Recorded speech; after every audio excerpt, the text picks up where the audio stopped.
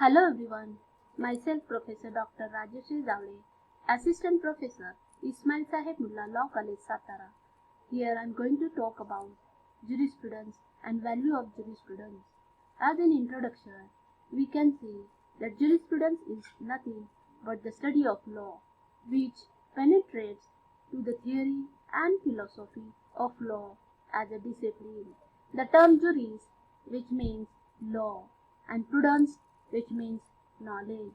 But this knowledge of law is not limited to study of statute books and case pronouncement only, but spreads to the extensive knowledge of origin, development, and scope of law and the concept of justice.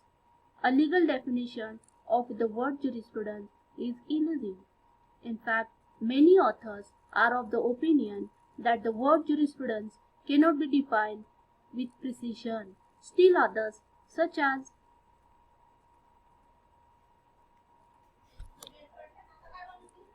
Vinogradov and M.P. Jain, then M.J. Setna, John Salmond, Jerome Frank, Carl Levlin, Roscoe Pound, they have defined the definition of jurisprudence.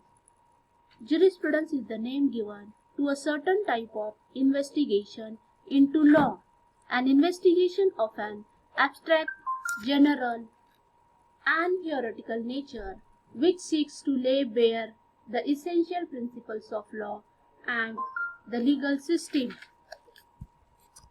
Jurisprudence, according to M.J. Setna, means the study of fundamental legal principles, including their philosophical, historical, and sociological basis, and an analysis of legal concepts. So, in this particular chapter, if we talk about jurisprudence, jurisprudence is nothing but it's a knowledge of things divine and human, the knowledge of just and unjust. According to Roscoe Pound, jurisprudence is a consideration of the ethical and social merits of legal rules. According to Jerome Hall, jurisprudence includes the search for ultimate conception in terms of which all legal knowledge can be significantly expressed. So, my dear students, now we'll understand the definition of jurisprudence is very vast. When we talk about characteristics of jurisprudence, it is an investigation into law. It is an investigation of an abstract and theoretical nature. Some of the abstractions studied under jurisprudence are right, duty, intention, ownership, possession, titles, obligation, legal personality. The purpose of the investigation is to understand the principles of law and the legal system and to synthesize these legal principles. The fundamental principles of law studied under jurisprudence entail a general theoretical discussion. Jurisprudence does not deal with the actual study of the various specific rules of law. Jurisprudence is a particular method of study, not of law of one country, but of a general notion of law itself. So, my dear students, now we'll understand that since this brief handout is only indicative of the content of the curriculum, here students are advised to familiarize themselves with all the recommended readings and participate in various discussions in our online class. So, when we are talking about jurisprudence, we need to discuss about various aspects of jurisprudence. The historical aspects are there. Then we will understand a brief note on jurisprudence. There are common law family. Then relation between these two families. Family of socialist law.